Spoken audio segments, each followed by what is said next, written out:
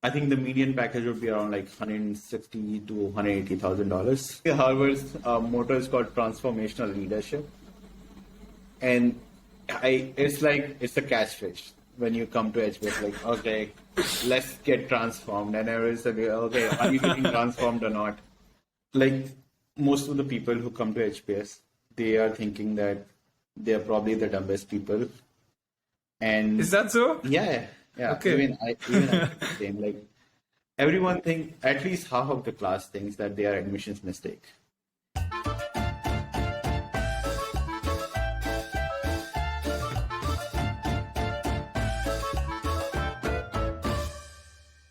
So I've heard that these schools always take in successful people and give out successful people. So, I mean, if that's really the case, what's so special about Harvard? Like, you've experienced that like firsthand. So before getting into like the details, I do have like a couple of questions. Yeah. Just like a quick vibe check. How is your it's your first year, right? You're done with your first year at Harvard. So how has it been? I think the Harvard's motto is called transformational leadership. And it's a catchphrase when you come to HBS. Like, okay, let's get transformed. And everyone's like, okay, are you getting transformed or not? But 1 year later, you actually feel like you have been transformed.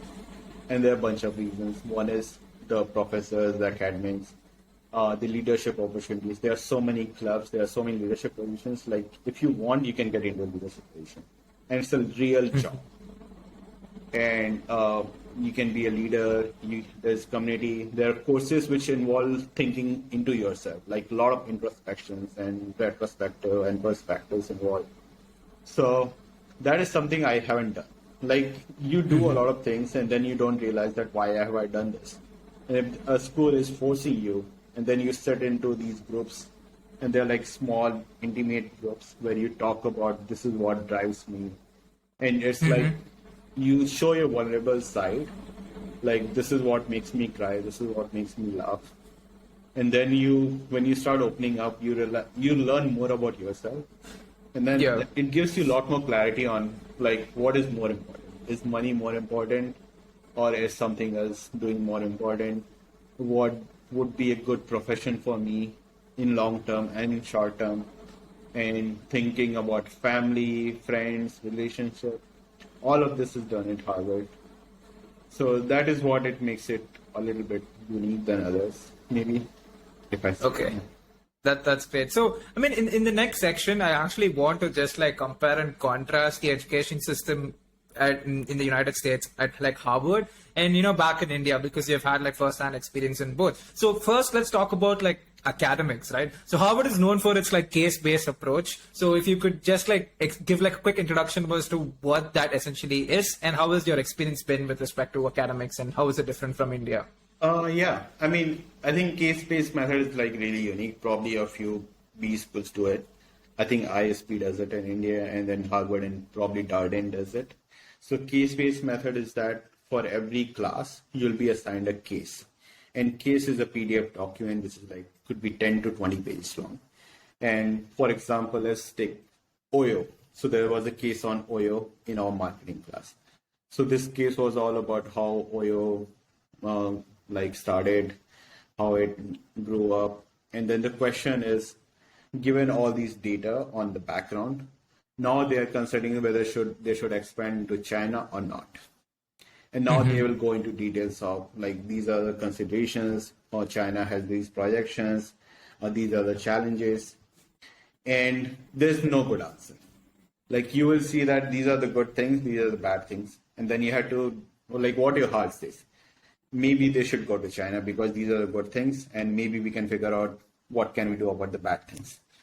Or you can say that, oh, these bad things are definitely overpowering the good things and definitely should stay away from China because it's probably going to be very risky. So each student comes with an opinion, and it's usually like 2 or 3 opinions, either yes, no, and sometimes it's like a third option also. So each student is asked to like present their opinion, and then they have to base their facts. And someone starts the class, and then other people have to build upon it. So it's not like that you have one good idea to say. You come up with like 5 or 6 good ideas, so that when it's your turn, you can have it said. And there's something called cold call. So some professors start they pick randomly a student, and then it follows on. And then other times you can just raise your hand that this is where you want to contribute. And professors here know everything about you. Like they read your class card, they have read your profile, they know where you are going to make a good comment, and they'll call on you.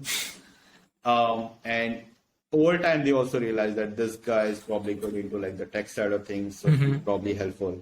And soon they figure out like who is going to be their favorite in terms of like, okay, if the discussion is going to get stuck at some point, who is going to drive it forward?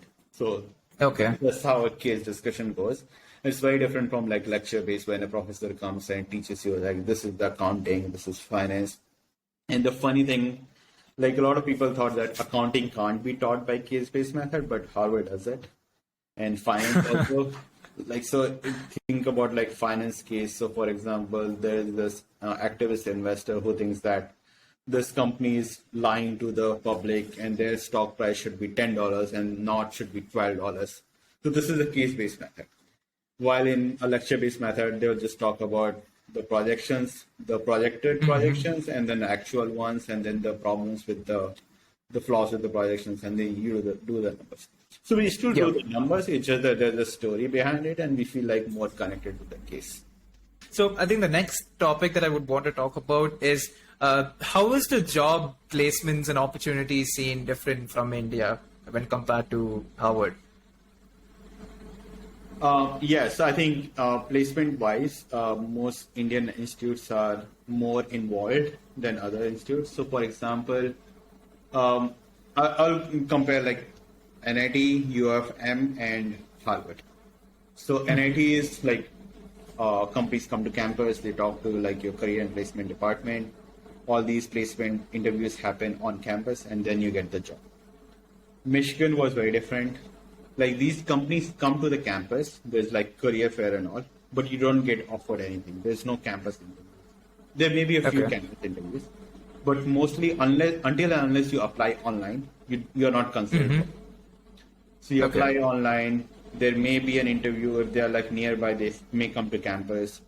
Sometimes you have to fly to the company's campus, and that's how you get the job. So there's like a lot of involvement of student, and they have to figure it out. Although, like universities do care about company placements, but they don't get involved so much.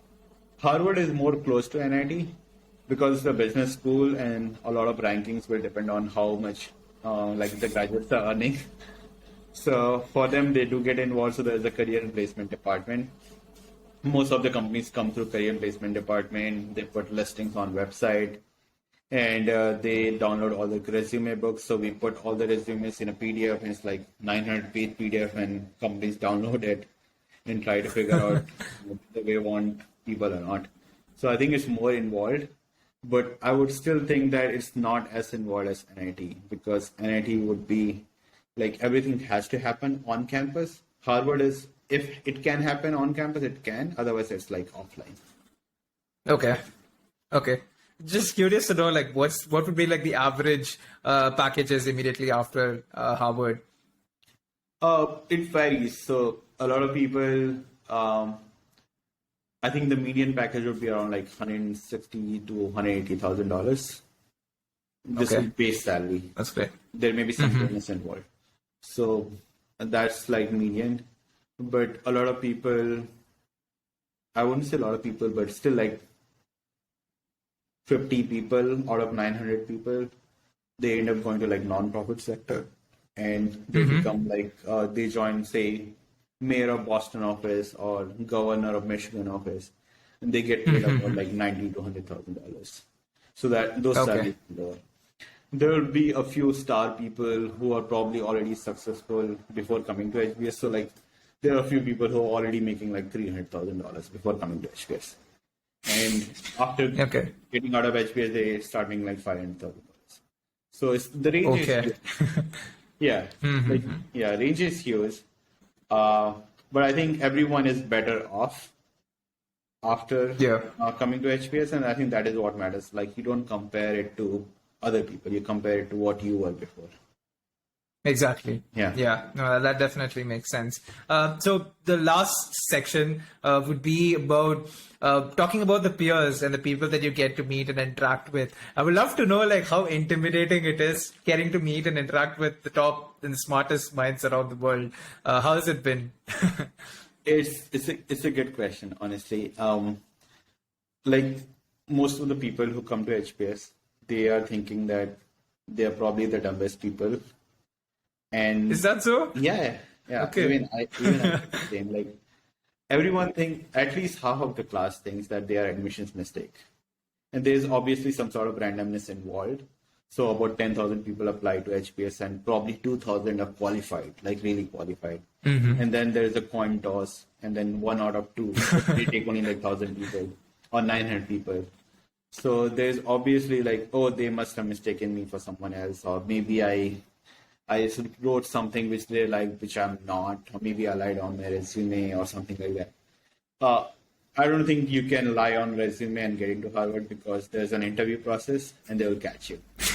So there's, but still, like you feel like you're in admission mistakes and there's like FOMO involved. Sorry, not FOMO, but like you are definitely dumb, and then others are really smart, and they will figure it out within first day that you are dumb doing here. And especially some students who get into like they are part of waitlist, and then some students get into from waitlist to HPS, and they probably feel it most. So yeah, it's very hard, but soon you realize that the smartest guy you know is not really that smart, and you're probably not that dumb. And you will find your way. So how it works in HBS that there are like 10 sections, section A to J. So I'm in section A, and they put like different people. So for example, like they put 10 consultants, 5 bankers, 3 tech people, some other people, non-profit. So they try to mix and match. And soon you'll realize that you are the go-to person for this topic in your section. So, for example, if anyone wants to talk about machine learning, AI, self-driving cars, anything to do blockchain, emerging tech, they would come to me. And that makes you feel special. And you're the only one of them. And soon, like, if someone wants to talk about, say, Germany and Europe, they would go to this person. So soon you'll find your niche, that this is the area I'm expert in. This is what everyone thinks I'm an expert in.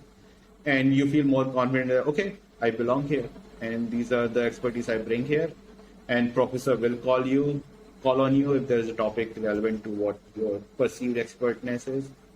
So you'll find your niche. And yeah, and then you'll realize that, okay, yeah, everyone is equal. Everyone is bringing something, and I'm not the only one who's not bringing anything on the table. That's great. Got it. Cool. So I think we are pretty much done with like all of the questions. I think just like one last thing that I would want to know is that what is your plan for the future? What's the plan for the next phase of life? Or like, are you just going to like wait it out? Do you have like anything in mind? I obviously have long-term plans, but I don't know what is the best path going forward. So I definitely want to be a CEO of a good company, a public company, maybe start my own. I still haven't figured it out. Like I want to be a CEO of a company which is at least 500 employees. So not like 5 people or 10 people or 20 people. What is the best path forward? And then I have a set timeline on where I want to be. Like when do I want to be the CEO of 500 company? So I had to figure out like how do I manage those years. Should I start my own company? Should I join consulting, figure out how it works, and then get into like exit into industry? Or should I directly exit into industry? And also like life-wise, so right now we are moving back to Canada. So we used to live in Canada before coming to HBS. So how long are we going to live in Canada? Will we be moving to Europe, or will we be moving back to US? So all sort of things. I know where the end of the tunnel is. I just don't know which tunnel to take. Got it.